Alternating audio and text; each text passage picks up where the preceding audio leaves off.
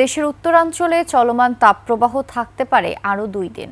আবহাওয়া অফিস বলছে, এরপর থেকে দেশের উত্তর ও উত্তর পূর্বাঞ্চলে বৃষ্টি শুরু হলে তাপদাহ কিছুটা কমবে। তবে সারা দেশে তাপপ্রবাহ কমতে সময় লাগবে প্রায় সপ্তাহখানেক। সাধারণ মানুষ বলছে, নির্বিচারে প্রকৃতি ধ্বংস করার কারণেই এই অস্বাভাবিক গরম। মফিউর রহমানের রিপোর্ট।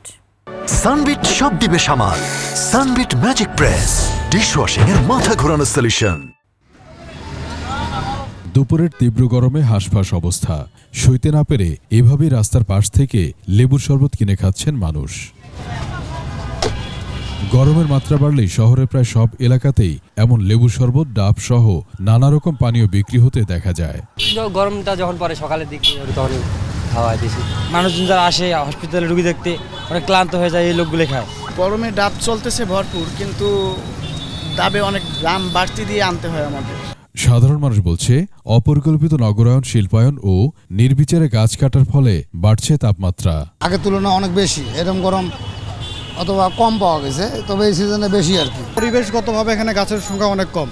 সেকেন্ডলি পপুলেশন, থার্ডলি হচ্ছে আমাদের কোনো কিছু সিস্টেমে চলে না। জায়গায় গাছের নিচে ছায়া আছে, কত ঠান্ডা, আর এখানে তো দাঁড়ানো যেতেছে না, যেগুলো তো জয়লা সার খাইতেছে, মানে এত পরিমাণে গরম।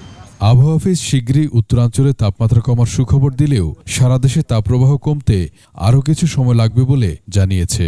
12 তারিখের কাছাকাছি সময় মোটামুটি কিছু বৃষ্টি হতে পারে, বিশেষ করে উত্তর পূর্বাংশে ময়মনসিংহ ডিভিশন, সিলেট ডিভিশন, রংপুর, রাজশাহী, ঢাকার কিছু অংশ সহ বৃষ্টি হতে পারে। তো ওইদিকে চান্সটা একটু বেশি, তখন ওই জায়গার কিছু অঞ্চল হতে বা তাপপ্রবাহ মুক্ত হতে পারে।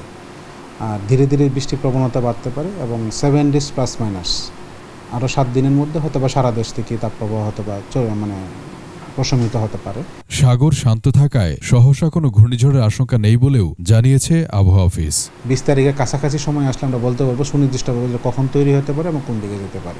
মফিউর রহমান, 21 টেলিভিশন, ঢাকা।